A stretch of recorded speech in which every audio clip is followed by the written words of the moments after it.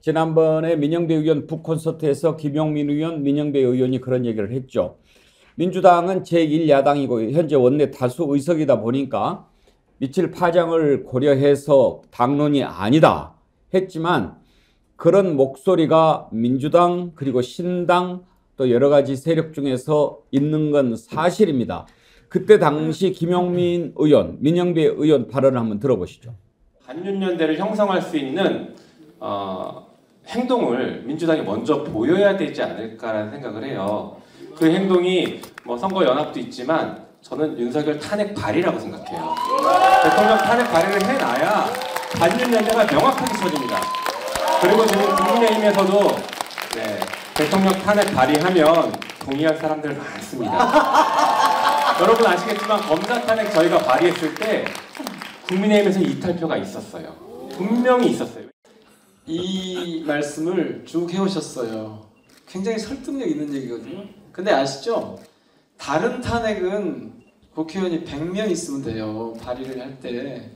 그런데 대통령 탄핵은 150명이 있어야 돼요. 그러니까 과반이 있어야 되는데 민주당이 지금 과반이 훌쩍 넘잖아요. 그러면 이런 제한이 일단 저는 유효하다고 봐요. 자, 민주당 두 의원 얘기를 들었는데요. 이장님, 요즘에 저는 그런 사람들 많이 만나요. 국민의힘이고 민주당이고 다 상관없다. 나는 석탄당 만들어지면 찍겠다. 석탄당이 무슨 뜻인지 아시죠? 윤석열 탄핵당. 윤석열 탄핵만 한다면 나는 그 당 찍겠다라고 하는 사람들이 많은데 우리가 기억하지 않습니까? 지난 4월에 전주에서 보궐선거 있었죠. 그때 안혜욱 후보가 10.4%가 10.14%. 그분은 나와가지고 다른 얘기 한 거 없어요. 줄 얘기만 했어요. 네. 그랬는데도 10%를 넘은 거예요. 그게 이제 지금 민심이지 않습니까? 저는 지금 윤석열 탄핵당이 나오면 찍겠다. 나는 정말 이번 총선에서는 그런 내 뜻을 적극적으로 발현하겠다고 하는 이유는 뭡니까? 첫 번째, 기성정치에 대해서 여야 막론하고 여의도 지금 믿지 못하겠다는 것 하나 있을 거고요. 두 번째는 지금 현재 민주당이 이런 정도의 윤석열 정부 국정 운영에 대해서 협상이 되느냐, 설득이 되느냐, 아니면은 협치가 되느냐, 이 대상이 아니라고 민심은 생각하는데 민주당은 아직도 거기에 대한 기대를 하면서 민생 이름으로 무엇을 해보자 하는 여기에 식상해하고 실망한 국민들이 굉장히 많이 늘었다는 거예요. 그래서 민주당 너희들 못 믿겠다. 차라리 윤석열 퇴진과 탄핵을 외치는 정당이 있다면 나는 거기에 찍겠다. 10% 넘게 나오겠죠. 자, 이런 것들을 민주당이 제대로 쳐다봐야 한다. 그래서 저는 민영배 의원이나 김용민 의원이 저렇게 이야기하는 것 뭡니까? 탄핵 발의를 해놓으면 어떤 일이 벌어집니까? 대통령이 실제 탄핵이 됩니까? 그런 것이 아니라 비정상적으로 국정 운영을 하고 있는 윤석열 대통령에 대해서 정말 제대로 정치를 좀 하라. 이런 경고의 의미를 제도로서 탄핵이라는 절차를 통해서 발의하고 강제하자. 이것은 저는 정치적으로 매우 유효하다고 저는 생각합니다. 매우 급진적인 발상이긴 합니다. 대통령 탄핵이라고 하는 것을 내걸고 연대를 해보자. 참 쉽지 않은 건데요.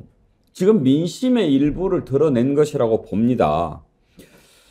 한번 전략적으로 좀 생각을 해볼까요? 신인규 위원장, 네. 탄핵을 고리로 연대해보자. 파장이 있을까요? 뭐 당연히 정치적 영향은 꽤 있을 걸로는 보입니다. 근데 저는 기본적으로 탄핵에 대한 저의 입장은 탄핵은 민주주의에서 최후의 수단이거든요. 그리고 탄핵이라는 것을 우리가 대통령 탄핵을 2번 경험을 했는데요. 국회가 탄핵 소추권이 있는 거고요, 정확하게. 그리고 탄핵을 의결해서 파면을 할 수 있는 권한은 헌법재판소에 있습니다. 거기서는 정치적 사법기관이기 때문에 사법적인 판단까지 나와야 되거든요. 근데 저는 윤석열 대통령에 대해서 뭐 심리적인 탄핵이다. 저도 뭐 윤석열 대통령 저는 뭐 더 이상 두고 볼 게 없기 때문에 이제 탈당까지 한 마당에서는 충분히 국민들의 이러한 여론과 마음이 있다라는 걸 저는 존중하고 거기에 대한 의견에 귀 기울일 필요 있다고 보는데 어떤 전략 전술이 그러면 정말로 윤석열 정권을 압박하고 끝을 낼 수 있겠느냐라는 차원에서 본다면은 저는 지금 정치인들이 먼저 나서서 탄핵을 외치는 것은 저는 이건 매우 우려스럽다 저렇게 생각합니다. 그리고 정치 결사체를 만들 때도 어떠한 반윤이라고 하는 이런 안티테제를 가지고서 새 시대를 열겠다? 저는 그건 불가능하다고 봅니다. 저는 오히려 새로운 비전과 가치를 내걸 때 그 가치에 저는 국민들이 반응한다라고 보고요. 탄핵에 대해서도 과거에 노무현 대통령 탄핵 때는 정치인들이 먼저 탄핵 여론을 조성시켰거든요. 그때 어떻게 됐습니까? 오히려 탄핵에 역풍이 불면서 열린우리당이 과반을 득표했고요. 박근혜 대통령 탄핵 때는 인용이 됐는데 당시에는 민심이 먼저 탄핵을 요구했습니다. 거기에 정치인들은 끝까지 안 가다가 마지막에 이제 소위 말하는 보수의 의원들이 동참하면서 실제 탄핵이 이루어졌고 헌재에서도 8대 0으로 파면을 해버렸거든요. 저는 오히려 노무현 대통령의 사례보다는 실제로 탄핵이 저는 필요하다라고 판단이 섰을 때는 박근혜 대통령 탄핵의 절차를 따라가는 것이 실제 윤석열 대통령에 대한 실효적인 저는 조치가 될 수 있다라고 보는 입장이기 때문에 저는 탄핵에 대해서 아까 석탄당 이렇게 얘기를 하셨는데 그건 하나의 민심의 부분으로서 저는 존중은 하지만 저는 그런 식의 정치 세력화 교체에는 저는 동의하진 않습니다. 김철근 실장의 의견은 어떻습니까? 정치적인 연대의 고리로 탄핵을 건다. 그걸로 총선을 치른다. 제가 보기에는 그것은 오히려 역풍 가능성이 있습니다. 그러니까 이게 과거 사례를 보면 노무현 대통령 같은 경우도 열린우리당이 탄생을 하면서 민주당 지지하면 결국은 한나라당이 된다. 뭐 이런 논리였거든요. 그게 정치부장들 그 간담회 자리에서 그게 나오면서 이제 탄핵 논의가 됐고 실제 국회가 탄핵을 했어요. 근데 결국은 그게 역풍이 불었던 건데 당시에 노무현 대통령의 지지율이 굉장히 낮았습니다. 제가 기억으로는 20% 후반 또는 30% 초반대 정도 같았는데 그리고 노무현 정부에 대해서 굉장히 폄하가 심했습니다. 그때 당시에. 모든 문제가 노무현이라고 이렇게 할 정도였으니까요. 뭐 그런 상황이었다는 걸 기억해 본다면 지금 윤석열 정부도 지금 1년 6개월밖에 안 됐는데 거의 사실상 정부로서 기능이 거의 마비되는 수준 상황 이런 정도로 저희 보이거든요. 그런데 여기서 정치적으로 선거를 앞두고 탄핵을 고리로 건다. 이랬을 때는 오히려 제가 보기에는 윤석열 대통령 입장에서는 땡큐라고 생각할 겁니다. 오히려. 그래서 결과적으로 대통령의 국정운영 평가에 대한 심판을 했는데 이른바 친윤 13개 정당의 의석수가 100석이 안 된, 제가 보기엔 내일 선거한다면 국민의힘은 100석이 안 됩니다.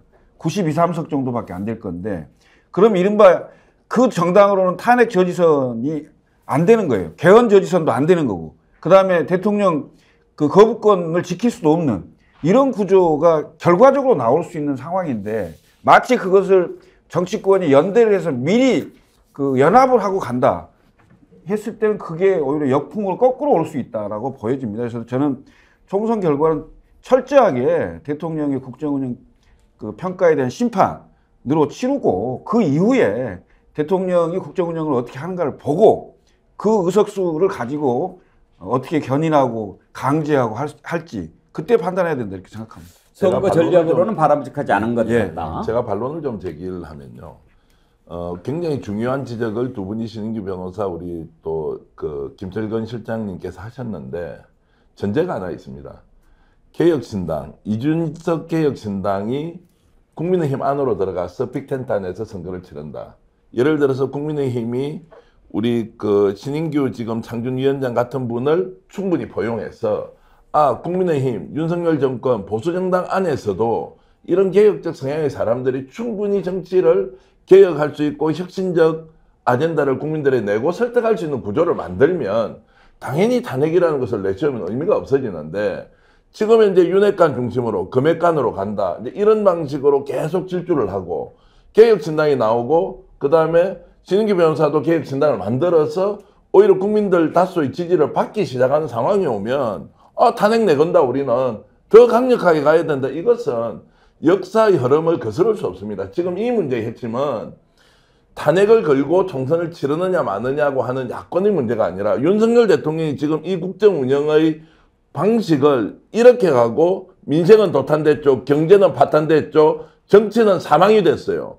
이 상황에서도 계속 가겠다고 하는데 탄핵 없이 그냥 가자 이런 거 아닙니다. 그래서 저는 지금 개혁 정당을 추진하고 있는 분들을 안아내면 모를까. 이분들과 같이 안 가는 상황에서는 저는 탄핵이라는 말은 아주 일상적인 용어, 보통 명사화가 될 가능성이 높다고.